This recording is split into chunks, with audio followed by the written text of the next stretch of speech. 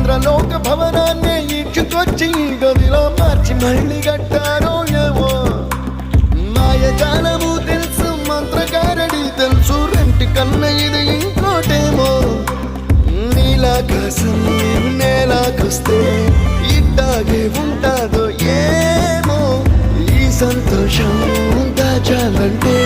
హృదయాలు ఓ వంద కావాలేమో ఇంతందంగా ఉంటుందా ఈ లోకం